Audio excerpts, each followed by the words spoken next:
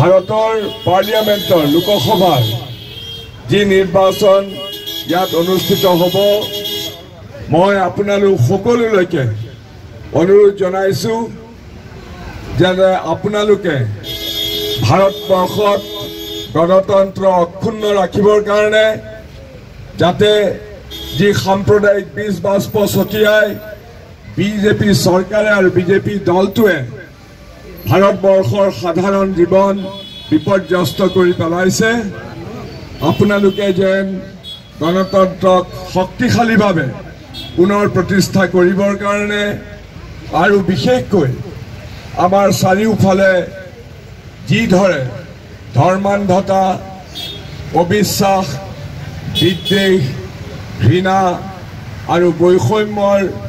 ৰাজনীতি কৰি বীজ বাষ্প ছটিয়াই আমাৰ দুখীয়া খাটিখোৱা শ্ৰমজীৱী ৰাইজক আজি বিপৰ্যস্ত কৰিছে তাৰ বিপৰীতে কংগ্ৰেছ দলে ভাৰতবৰ্ষৰ সকলো জাতি জনজাতি উপজাতি ধৰ্ম ভাষা নিৰ্বিশেষে সকলোকে বুকুৰ মাজত আঁকোৱালি লৈ সামাজিক ন্যায় প্ৰতিষ্ঠা কৰিবৰ বাবে আৰু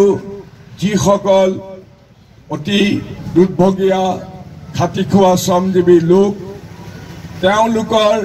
স্বাৰ্থ ৰক্ষণাবেক্ষণ দিবৰ বাবে কংগ্ৰেছ দলে এই যুদ্ধত নামিছে নগাঁও লোকসভা সমষ্টিত যি নিৰ্বাচন অনুষ্ঠিত হ'ব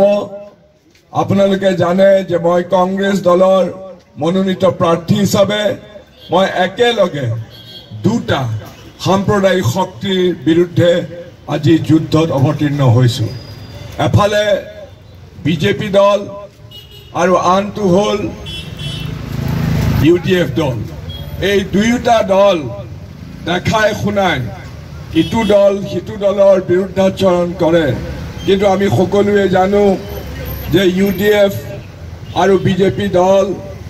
একেডাল খুঁটাৰে বান্ধ খাই আছে এই দুয়োটা দলেই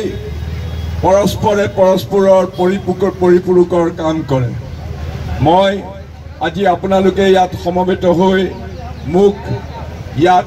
আদৰণি জনোৱাৰ বাবে মই আপোনালোকক ধন্যবাদ জ্ঞাপন কৰিছো অনাগত 19টা দিন আমাৰ কাৰণে অতি গুৰুত্ব